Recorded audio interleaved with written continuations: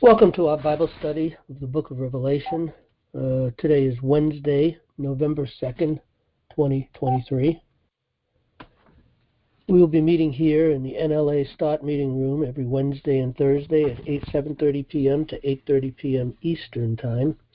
For those listening on YouTube or Rumble and would like to join us live or view our past studies and PDF study aids, you can go to nationallibertyalliance.org/Bible-study-revelation. Our study will be about 45 minutes long and a 15-minute Q&A for questions, comments, or corrections. If no one enters into the queue, we will continue the study for an additional 15 minutes. If you have a question, please take note of the book, chapter, and verse so that we can easily go back to the verse in question. Let us begin in prayer. Most holy, gracious, Heavenly Father, we thank Thee for the mercy You have shown upon us, having blessed us in all spiritual blessings in heavenly places. We thank Thee for making known unto us the mystery of Thy will, according to Your good pleasure, which You have purposed in Yourself. And we have trusted that after we heard the word of truth, the gospel of our salvation. We ask for Your continued blessings as we continue to look into Thy word for guidance and blessings. We ask this in Jesus' name. Amen. Okay, we're going to pick up where we've been heading to pick up for quite some time. We're finally going to get there. Looking at the 2300 days. Not too sure how far we're going to get in this, so we'll probably get through this and maybe even 1,290 days and 1,335 days. Okay, and these are significant numbers, which we're going to see as time goes on. But right now, it's important, I think, to introduce you to how we get to these numbers, where these numbers come from. And as we continue to go into the book of Revelation, we'll be using the words to tie into these numbers so that we'll get an understanding and also a solid picture of what God is revealing to us. I don't think we'll get into the 70 weeks of Daniel 9 today. It looks like it's quite a few pages, so I doubt we'll get that far. We may have to end a little early if we end early, unless people have questions. But let's see where we get to. Okay, so let's pick up in the 2300 days. We read in Revelation chapter 11, verse 7. And when they shall have finished their testimony, the beast that ascendeth out of the bottomless pit shall make war against them, and shall overcome them and kill them. Now, the context that this sits in ultimately identifies with the believers, the people that have become born again, that are in the churches. In other words, to be killed is to be silenced. We are killed all the day long. And that's the picture of the killing here. This is not a literal physical killing. And it's interesting what's going on in the Middle East right now, and how things have erupted and how they've come to where they're at, and bringing us to the brink of World War III. And a lot of people that may be looking in the Bible, I've seen some people getting really deep into what they think is going to happen. But it's going to be cut short, and it's going to be cut short very quickly. But for reasons outside of the Bible, but for political reasons, this war is going to be cut short. And for the sake of people, having peace. And it's going to be interesting to see what they're going to be saying about that after that point comes. And, there's going to be a period of time, of course, where as we go into, Isaiah 14, where judgment is upon nations. And again, we've been watching this now for quite some time, if you have the proper spiritual perspective. But the thing is that there's going to be a great judgment upon the nations, upon the beast, upon Leviathan. And Leviathan's going to be taken down. At some point in time, man will cry out, peace and safety at last. And that's when God says, utter destruction shall come.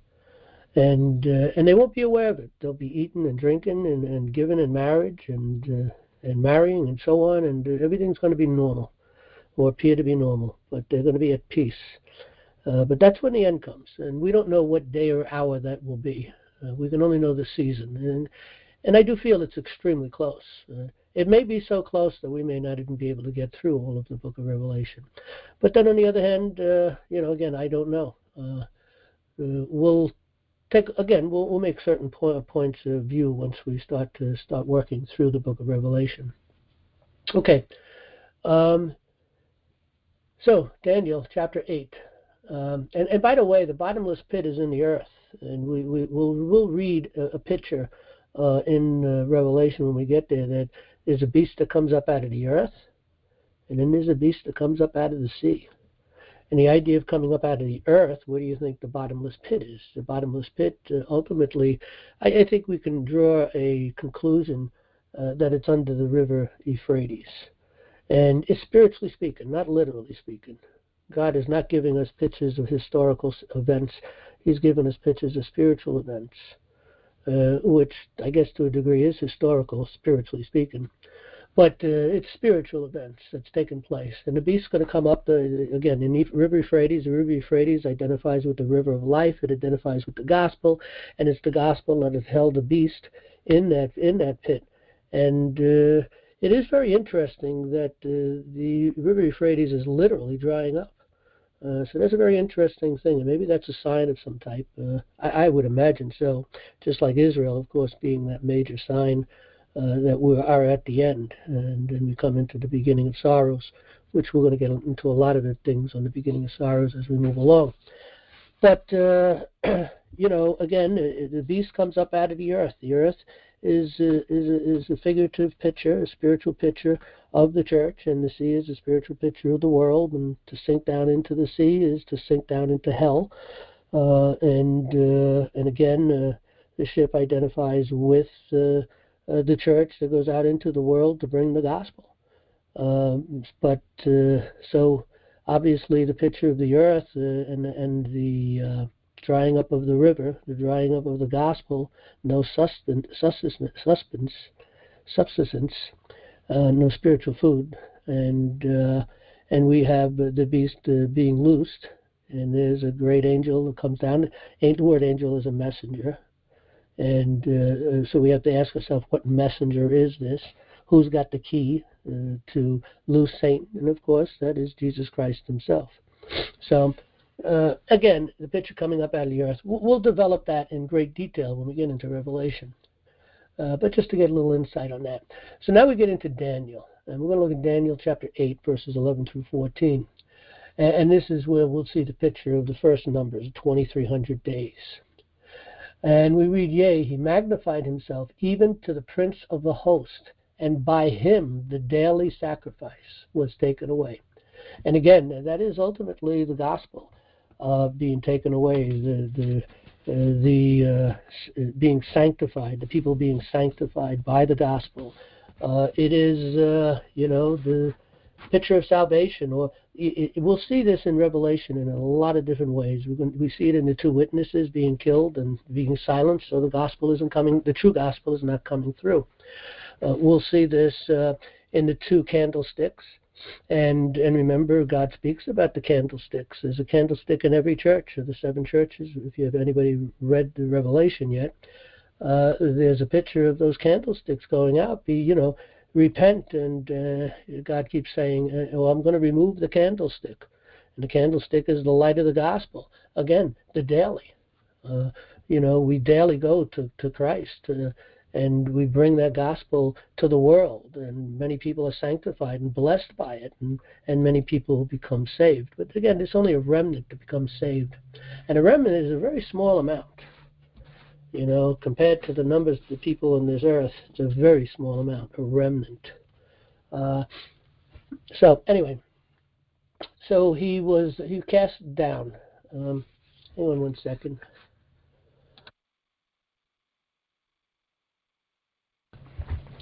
All right, I got a bad cold, so I don't want to cough in the mic, but I'll just mute myself when I have to cough. Okay, and as the host and host was given him against the daily sacrifice by reason of the transgression, and it's the reason of the transgression that, of course, the judgment is coming upon the church. Now, I think I mentioned this yesterday or maybe last week. It's important to understand this. In the world you're going to have tribulation. And the tribulation is where we're being assaulted for bringing the gospel. Thankfully, here in the United States, it's an assault by words and not by literal things. Christians are being persecuted all over the world in many places, and literally even killed. And that's been going on for a long time. But we've been blessed here in the United States. We're not familiar with that kind of an assault upon us. So people may not recognize it as much. But we are assaulted all day long, and we're silenced, especially in the churches, once the false gospel has taken control and Satan has taken a seat. Then the true gospel is just not getting out. But anyway, that becomes because we'll object to that, and we'll try to correct that, and we'll be assaulted for that. We will be killed. We'll be silenced all the day long. And so that's kind of the picture that we're seeing here. Now, the Great Tribulation is really identifies with something that's large, that's worldwide, that's everywhere. And we even see the number 4 come up often, which tells us it's universal, it's everywhere. And so it's being silenced and quieted. 2 witnesses are being killed. We're going through great tribulation, a large tribulation. And we will come out of that tribulation, of course. We'll see those pictures when we look into Revelation a little more deeper. So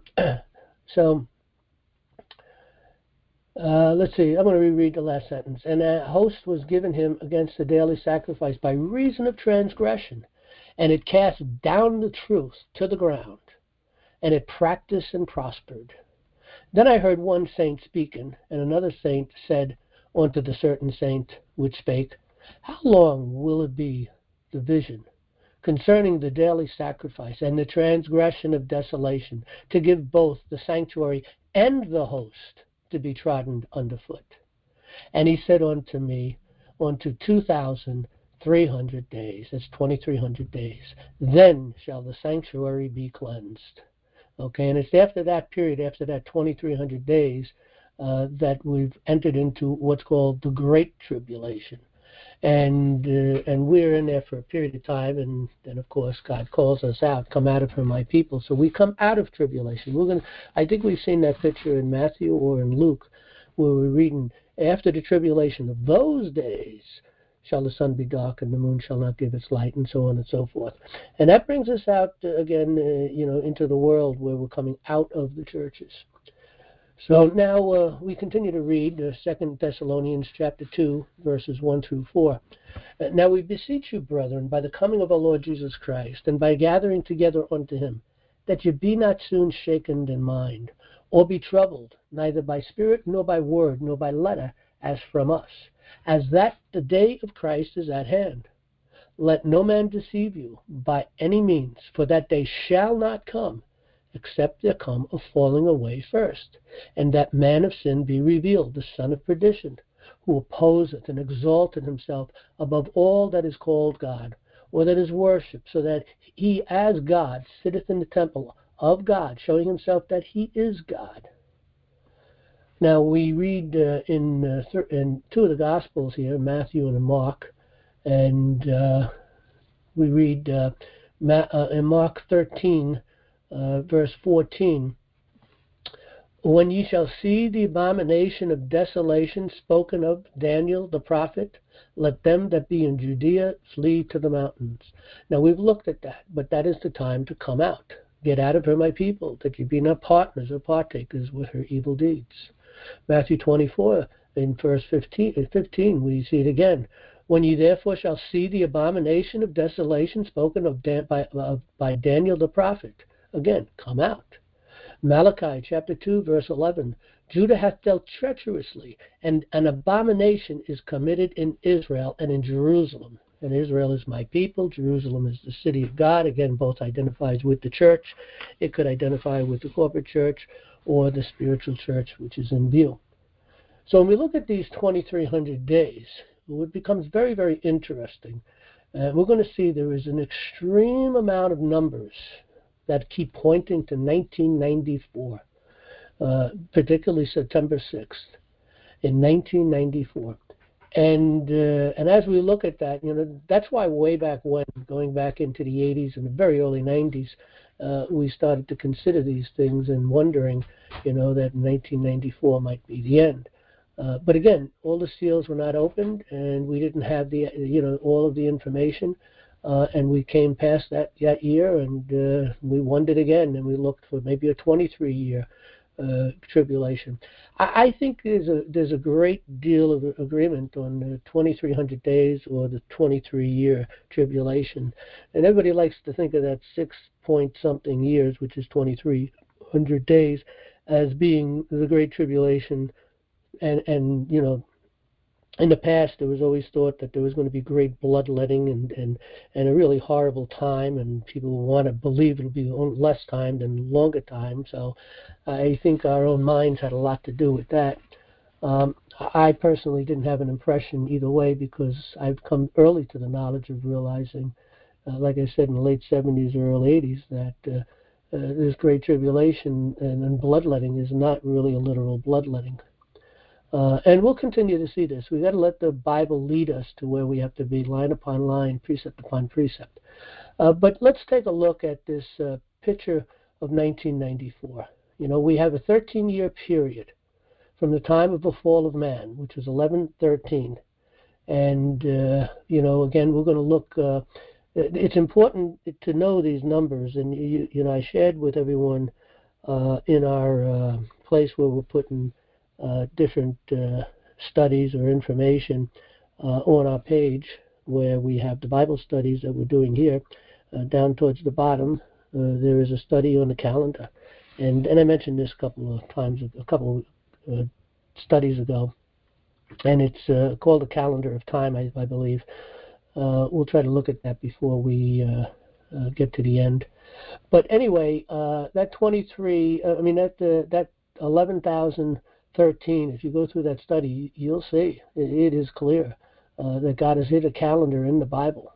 And when we calculate backwards, it ends up at 11,013 BC.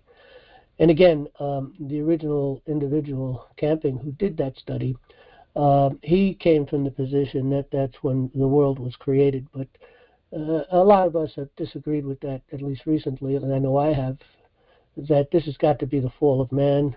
We talked again about this before, that there was a lot of things going on prior to 1113. Adam, naming all the animals, and we have no idea how much time had taken place, but apparently there was time, okay? And then, of course, once man was cast out, Adam and Eve were cast out of the garden, God gave the earth a history, a different history than what it was, because we don't know the history or any real picture of what took place or what the Garden of Paradise was, the Garden of Eden. So anyway, 1113 is that number. When you calculate all the way out 13,000 years, okay, 13 is a very interesting number, and 1,000, of course, is an interesting number. We've spoken about that. You go 13,000 years exactly, comes to September 6, 1994. Now, we also have other things that lead us there. When Israel became a nation, on May 21st, 1948. We go 40 years, which is the number of testing. The fig tree is in leaf. It became a nation again. That is the sign that we're at the end of the world. What is the sign of that coming in the end of the world? Well, the fig tree will be in leaf, and that's Israel. And 40 years, it makes all the sense in the world, of course, 40 years, because that's the number of testing. That's constant. 40 reigned in, 40 days and 40 nights. Christ went up onto the mountain for 40 days. Israel wandered in the wilderness for 40 years, again. And that's a direct picture right to Israel, 40 years in wandering in the wilderness. So we have a 40-year period, and then we come to May 21st, 1988, which is inclusive of 20, May 20 inclusive, and then 21st is the beginning of a count for 2,300 days, and that brings us to September 6, 1994. So again, we got a couple of markers there, and there's a lot more. We're just looking at two markers that are bringing us to this idea of bringing us to 1994. We're going to see some other information that brings us to another date, September 6, 2001, and then another date, September 6, 2017, which we're not going to get too much into in this part of the study. We'll develop that more when we get to it. And then, of course, if you go from September 6, 1994, and you stretch yourself out 23 years, because the Bible does talk about a 23-year period, well, that is the length of the Great Tribulation. It's a 23-year period, and it brings us to September 6, 2017. And at that point, then we go from there, and now we're at the point when, that Leviathan is being judged. Nations are being brought to a place or a position where judgment is about to come upon that. And we can look a little bit into the world, of course, for that, to see that has been coming and working since 2017. Maybe we'll get into more detail of that a little later. But those are the dates that we're looking at. The important date for us to appreciate right now is Israel becoming a nation, the beginning of sorrows, and 1994, which is the beginning of the first half hour. Okay, God gives us a picture of an hour. In 1 hour, she is made desolate. 1 hour. Okay, so I think what we're seeing is the call out started in or around 2001, but has taken us over a period of 2017. So people have been departing out of the church. I have noticed that a lot of people have not gone to church, and yet they still claim to be Christians. Most of them are wishy-washy Christians, but some of them that really have been looking into the Word without understanding this, realizing there's problems in the churches. There's just major problems all over. And we've gone through a list of a lot of them, and maybe a little later we'll go through that list again, because it's very important for us to understand it. But the two major points that you will find is that they're not teaching the salting of the gospel, number one. And number two, they have a gospel where you get to do something. God just brings it forward and you gets it offered to you and you make the decision. Well, we saw in our last study that clearly that is not the case. God does not reveal, the criteria by which he chose anyone. Okay, not at all. And I've been studying the Bible for over 40 years, and I have never seen anything specific. It's been very clear to me that he's purposed it in himself in his own will. And again, you have not chosen me, I have chosen you. Why did he choose me? Because I was a good guy? No way. Not possible. I may have been a lot worse than many other people in my past walking in this world. Okay, anyway, that gives us the picture of the 2,300 days. We will probably look a little more at that as time goes on. We'll definitely come back and look at more in that. But that is the period of time when, clearly we read in Matthew and in Mark and in Luke, okay, that, the falling away starts, and then God says this is only the beginning of sorrows. Okay, this is just the beginning. We haven't got there. The end, he clearly says, and the end is not yet. And what end is he talking about? He's not talking about the end of the world. He's talking about the end of the church age. The end is not yet, but it's starting to build up. Now, I don't know how many people have gone to look into that study that I spoke about on the MP3s available in the study of Mark, and it goes quite lengthy.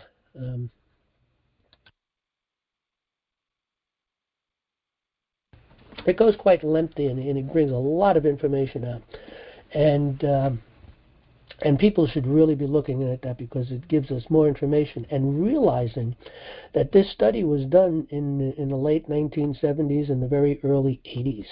Okay, so it was really quite some time ago, but already, there was already problems developing in the churches. I became aware of that when I became a Christian, and started to walk with God was sometime in the 70s. And I mentioned this before of some people trying to talk about the end and talking about Revelation, and I went to listen to them and in some church, and I was talking to many other Christians, and they were talking about all this stuff, and they really left the Bible when I following along. They were not reading through the Bible, and this shows us how important certain Bibles are. We don't want a watered down Bible. We don't want a Bible that someone has taken and said, well, it's kind of difficult language. So let me make it a little easier. Well, you lose the spiritual picture. It's all gone. You have to be able to trace it back to the Greek and the Hebrew. And there's very few Bibles out there that you can do that with. King James is one of the Bibles you can do with it. You have a Bible that was put together by Young's Analytical Concordance, and Young's also took the Bible and it's almost matched very, very closely with King James. There are little changes here or there, and when you look into the study of the Word, whether it's the Greek or the Hebrew, you can see how, it might have been better to be interpreted that way instead of interpreted this way, because we're looking at, an exchange from one language to another. And so, again, there's a lot that can be seen in these Bibles. There's another Bible or two. I just can't think of the names of them. I just stick to the King James, and I use both the Young's and the Strong's Concordance. I prefer the Young's above the Strong's, but I like them both, and they're both, I think, both loyal and true to the Word of God, in my opinion. And but Young's breaks it down in a different way. You can see it from a different perspective, and it's just a much more in-depth breaking apart of the words, and then allowing you to really see what things might be. And more often than not, when I come to a struggle with a word and I start to look, let me look at the meaning of the word, let me see how it was used before, and so on and so forth. And then when I go into my Young's, I'll see that Young's leaned more towards that too. But the problem that I have is that the Strong's is in electronics and connected to a King James version of the Bible, and that's what I have. It's called Quick Verse. And so I use Young's as a backup, especially if I'm kind of struggling with something. Then I'll go to Young's and see how Young's put it in, and I might come to a conclusion that is, reasonably better, maybe a better interpretation than King James has put. Because remember, any errors in there, it's not in the Bible. The errors is in the translation. But the translation errors, I think, are very rare. I very rarely have to reconsider some other meaning. But sometimes it's better appreciated that way. And again, we have to rightly divide the word and look deep into these things. Okay, let's go on to the 1,290 days and the 1,335 days, which we will come upon later on when we get into Revelation. We're going to refer back to this. So let's try to come to an understanding and see how God has put these numbers together. We read in Revelations chapter 8, and when he had opened the seventh seal, there was silence in heaven about the space of a half an hour. And that silence in heaven about the space of a half hour, that's when the two witnesses are killed and the true gospel is no longer going out into the heavens above. The clouds bringing the latter rain, which comes a little later anyway, but the clouds that bring the former rain, the earlier rain, I shall say, brings forth the gospel throughout the church age. All of a sudden, we get clouds without water. We read, I think it's in 2 Peter, or maybe it's in 1 Peter, where the false prophets are referred to as clouds without water. They're also referred to as stars, also, wandering stars. And of course, the believers are identified as stars also, bringing the light of the gospel. And the sun ultimately identifies with Christ himself, the brightness of God's word. So anyway, this silence in heaven, we now have the fowls of the air. They're in the heavens. They're flying in the heavens. They're the fowls of the air. And they're bringing forth a false gospel. So let's go on. We refer back to Daniel now. Now, Daniel, chapter 12, verses 1 through 11. And at that time shall Michael stand up, the great prince, which standeth for the children of thy people. Okay, now, angels don't stand up for people. Okay, that name of Michael, if you look it up, you can look at any of the Strong's or Young's, any of the analytical concordances. And you'll find out the meaning of the word Michael means he is assuredly is God. Michael is Jesus Christ. And I think maybe we'll look at Michael. Maybe we'll look at Michael in our first study next week. Maybe we'll do that before we even get into the next numbers, looking at the 70 weeks, because I think it's important to really understand who Michael is. And he's the one that opens the seal. Only the mighty angel, a mighty messenger, can open the seal. And Michael is now standing up. To stand is to declare, okay? And the great prince which standeth for the children. Again, angels don't stand for the children, only Christ does, of thy people. And there shall be a time of trouble such as never was since there was a nation, even to that same time. And at that time thy people shall be delivered, every one that shall be found written in the books. And many of them that sleep in the dust of the earth shall awake, some to everlasting life, and some to shame and everlasting contempt.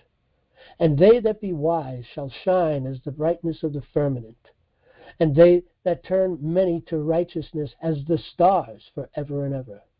But thou, O Daniel, shut up the words and seal the book, even to the time of the end. And that's why, people have been thinking that the end has come many, many times over the past 2,000 years, and no one could interpret the book of Revelation because it was sealed up. God sealed it up until the end. And so, God is open. We're going to read about the seven seals, and we're going to see the timing of the opening of each one of those seals. And it's a revealing of time at some point in time when it takes place.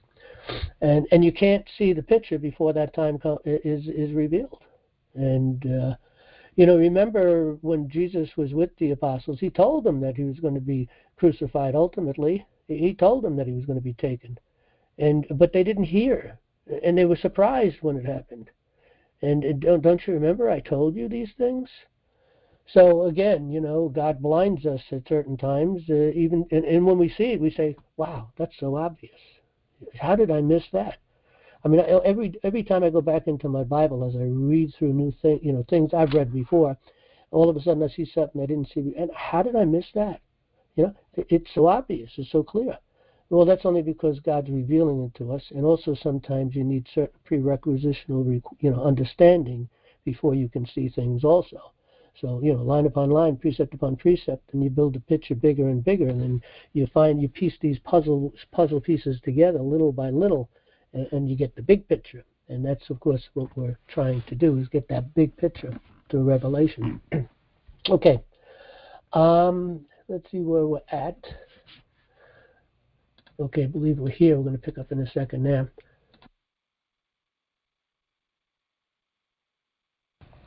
All right, let's see now.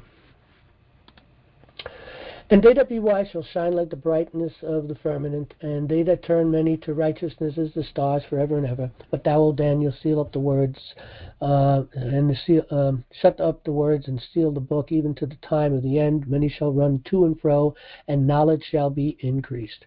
And the really knowledge that God is talking about is the knowledge of the Bible. But there is the other side of things, too. The knowledge of the world has increased tremendously, especially over the past, 80 or 100 years or so. But the real focus is ultimately, of course, on the knowledge of God's Word. Revealing it, the knowledge shall increase. Then I, Daniel, looked, and behold, there does seem to be a little bit, there's something on the worldly side of things, and it's on the spiritual side of things. But again, the spiritual focus is what we're more interested in. But it does help to kind of, glue things together when we can kind of see it on the physical end too, like the way things are going in Israel right now. So, so knowledge shall increase. Then I, Daniel, looked, and behold, there stood other two, the one on this side of the river, of the bank of the river, and the other on this side, that side of the bank of the river. And one said to the man clothed in linen, which was upon the waters of the river, how long shall it be to the end of these wonders? And I heard a man, the man clothed in linen, which was upon the waters of the river, when he held up his right hand and his left hand unto the heaven, and swore by him that liveth forever and ever, that it shall be for a time, times and a half. So that's 3.5. Times and a half is 3.5. So that's a half a week, a half an hour. Half is identifying. And when he shall have accomplished to scatter, that is to break it into pieces, the power of the holy people, all these things shall be finished. And I heard, but I understood not. Then said I, O my Lord, what shall be the end of these things? And he said, Go thy way, Daniel, for the words are closed up and sealed till the time of the end. Many shall be purified and made white and tried, but the wicked shall do wickedly, and none of the wicked shall understand, but the wise shall understand. And from the time that the daily sacrifice be taken away, and the abomination that maketh desolate set up, okay, and we've read about that, there shall be 1,290 days. That's 1,290 days, 1,290 right there. Blessed is he that waiteth and cometh to 1,330 days. That's 1,335 days right there. But go thy way till the end be, for thou shalt rest and stand in thy lot at the end of the days. Now, we're going to look a little bit at the period of time a little more later, but we want to look to see how God put these numbers together. If we read in Daniel chapter 12, verse 10, again, blessed is he that waiteth and cometh to 1,330 days. If we look at the beginning of the baptism of Christ, which we can calculate through the Bible and through using the calendar, we can calculate the very day, which was September 28th, 29 A.D. And it goes to, if we take that from the beginning of the baptism all the way to the end of the year, which is 9/27/32. Well, actually, it's 3 years. What am I saying? Not the end of the year. A period of 3 years, I believe, which is 1,096 days. Okay, so we got 29, 30, 31, and a part of 32. And it's actually a part of 29. And then there's a full year of 30, and then 31, and a partial year of 32. So we're going from 28 to 27 inclusive, and we come up to 1,096 days. Okay, then we continue on. We go from 9/28 to 32 to 9/30/32 included. And we add another 3 days. And as we go through all of this, the key thing is this, and just trying to break it down into pieces so you can calculate it easily. And you can go and study the book and the calendar that I gave you and get more specific in detail. But the point is this. If you go from the 9/28/29, which is the very first date, that's when Christ was baptized, and you go to Pentecost, which is 5/24/33, included that day, the 24th, you come to a total of 1,335 days. So that's a very interesting picture. We have to ask ourselves, well, what are we doing with this 1,335 days? What is it identifying with? And later on, we're going to see how that identifies some way in the calendar. But it does get a little complicated in the sense there's a lot of mathematics involved in here. There's a lot of consideration. You've got to meditate on this and constantly be putting these things through and trying to work things out, puzzling it in your mind to see if it all fits. As for me, it fits very well. But again, this is new to a lot of people, I think. And, so you have to put time into it if you really want to get down deep into it and really see securely that these numbers are solid. Okay, so now we go over to Levi's time in Egypt, which was 137 minus 60 years. So this is from the period of time from the coming out of Egypt. We're trying to calculate the number of years. Coming out of Egypt. Okay, Levi was 60 years old when he came out of Egypt. Okay, and he died at 137.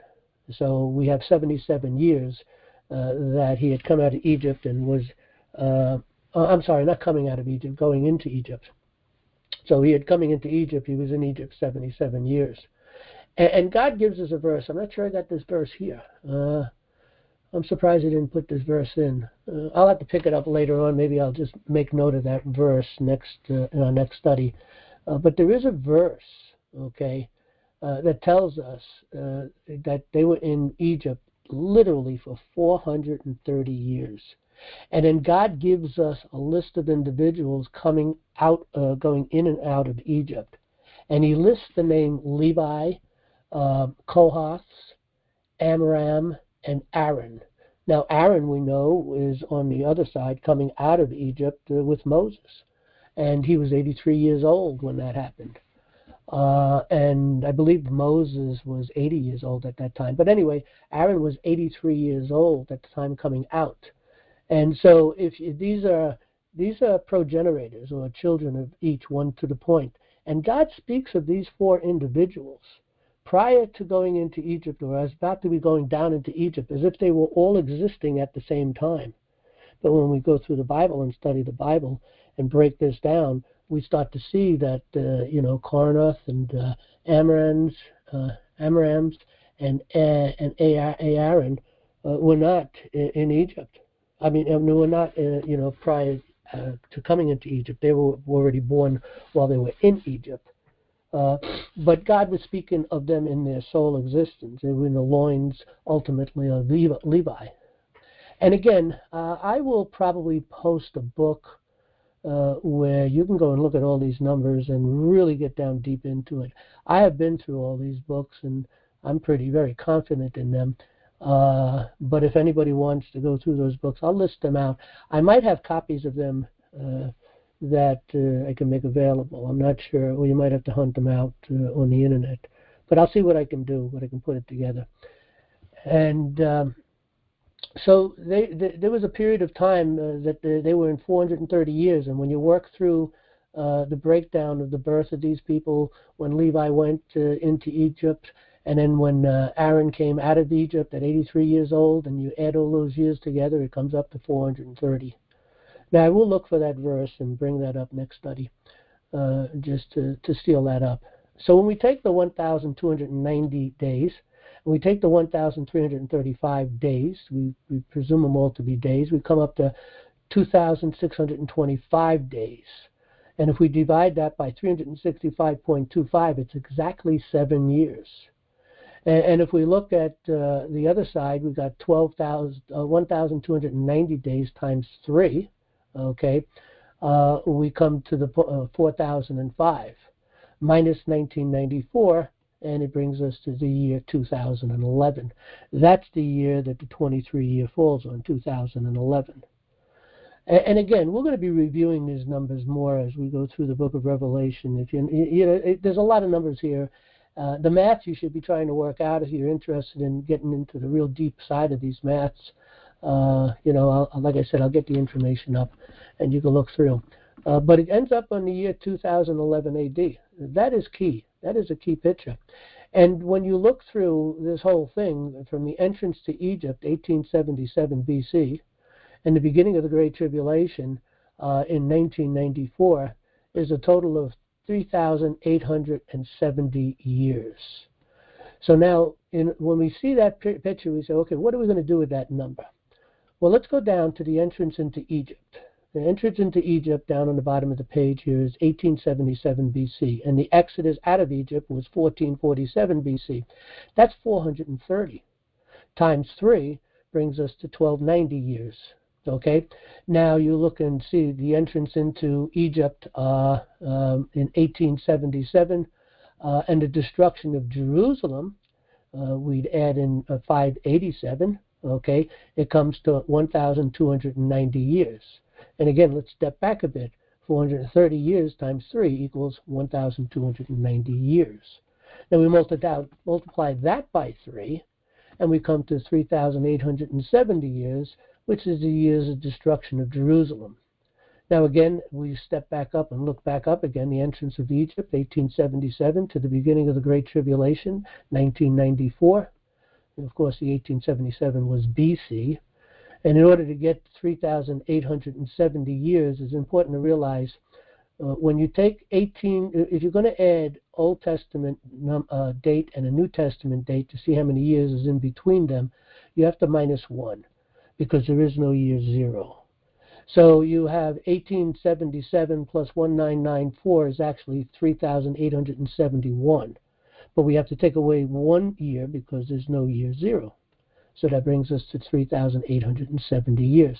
So it's so interesting on how these numbers constantly fall and give us some kind of a clue of dates. And it falls on 4 dates all the time. Maybe it's a little more. Let me think. 1, 2, 3, 4, 5 dates all the time, constantly. Okay? Which makes it very interesting. And again, I'll put more information out there to get into the math for everybody that is really interested in that mathematics.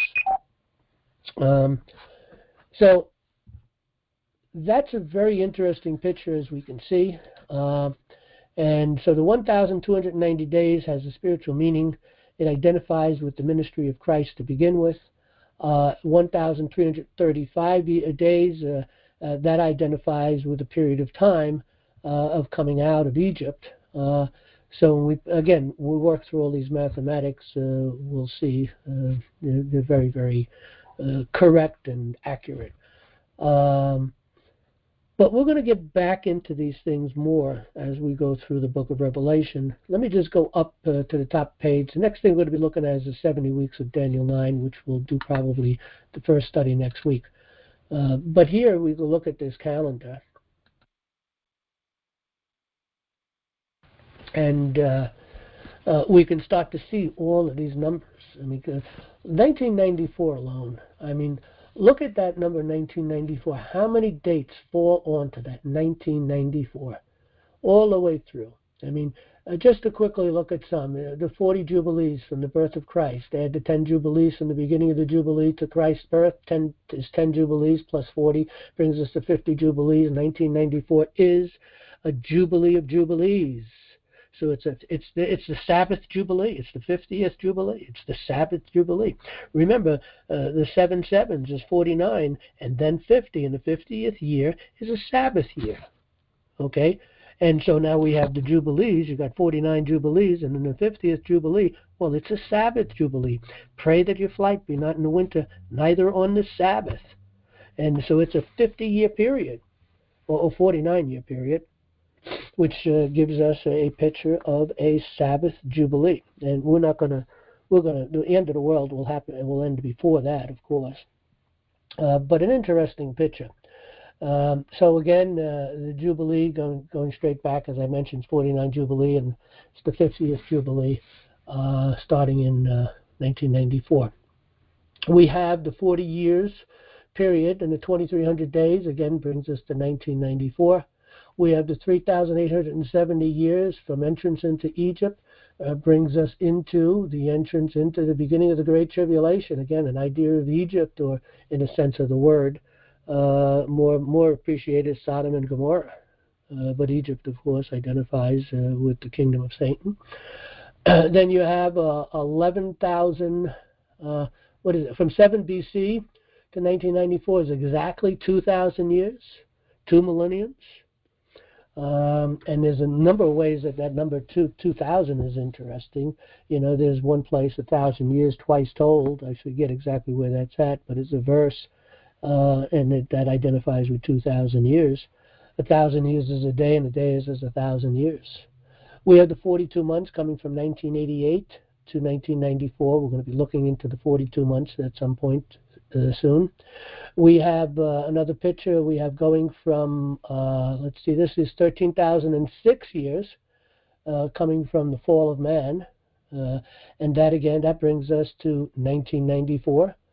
6 is the number of man, the number of the beast, the number of man. We have, let's see, what else do we have? We have, if we calculate all the way back, you know, if we calculate the Jubilees in a backward fashion, okay, Jacob was born on a Jubilee year. Jacob was turned to Israel 100 years later. Gideon died in a Jubilee. King David was born on a Jubilee. Okay, so if we do the calculations backwards and we take it to 1994, we have 3,000 years from King David, which is 60 jubilees, brings us to 94. That 6 is in view, 6 times 10.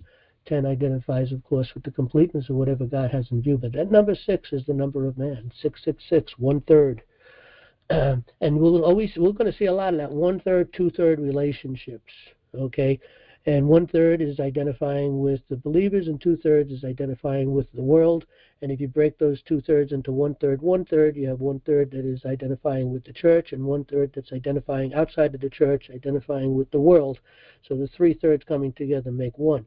But God always talks about this 1/3, 2/3 relationship throughout the Bible, and we'll be bringing that up again too.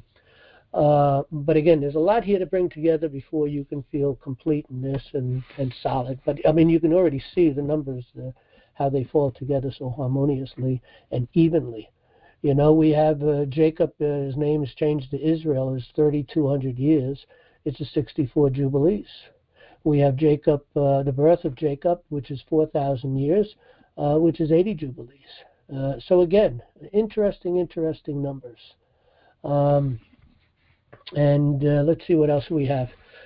Just to look at things, and again, we'll be a little more detailed. We're going to look at a lot of these things a little later probably, and we've already looked at some of it already, but 23 years times 12 is 276 months, okay? Remember the shipwreck? There was 276 souls that were saved, and that was during the winter time. Acts 27, if you take 1 and add it to 2, to 3, to 4, to 5, all the way up to 23, you come again to 276. If you go to the 23 years and you multiply it by 365.25 days, which is the length of a year, it comes to 8,400 days. 84 is a significant number. We'll get into that later. But you add 2,300, the days to that, and then you make the multiplication. You know, you do the multiplication, you add the 2,300 days, you come to literally 70 weeks. 70 weeks. We're going to be looking into Daniel 9 next time. It's right here. That's down a little lower. Okay, and then we have the 100. If you take that 107, that 70 weeks and divide it, you come to 153. And 153 brings us to the great fish that was caught, which identifies with the end of the world. And John chapter 21. And if you add 1 through 2 to 3 to 4 to 5 all the way up to 17, you got 153. So I can't see how those things will be coincidental. Now, we're coming a little bit, looking at numbers in a little different way, but God does give us those pictures, and they're very specific numbers that God uses all the time throughout the Bible, and it's constant. Then you have the 70 years times 12 is 840 months. That number 84, again, is a significant number, okay? Because it identifies with the 23 years right there. See, 23 years times 365 days, 365.25 days for each year. For 23 years, it's 8,400 days. It's 84 months. Again, it's very interesting the way these number sequences go. Now we're going to, when we get into Revelation, we're going to be tying verses into this, the silence in heaven about the space of a half hour, for instance, when we're told to come out of her, focusing on another half hour, a 7-year period and a 10-year period, and then the final, and a 6-year period, and then after that we lose our numbers. Well, God identifies this other period of time after 2017 going out to the end, to the last day. He refers to it as a week. Okay, and he refers to the Great Tribulation as an hour, when we know it's 23 years.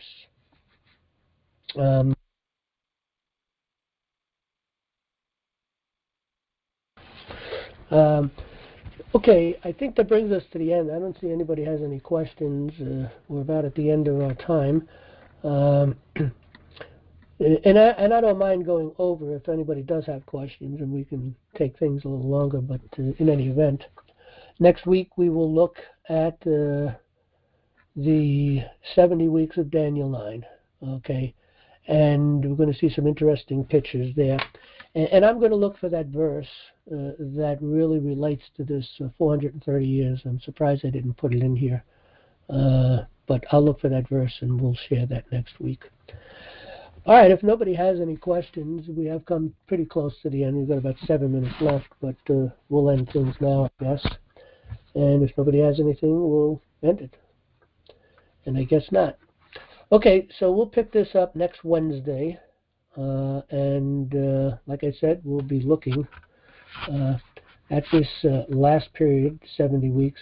Now, again, I'm going to put some more information up on the webpage where people can read in more in depth if they want.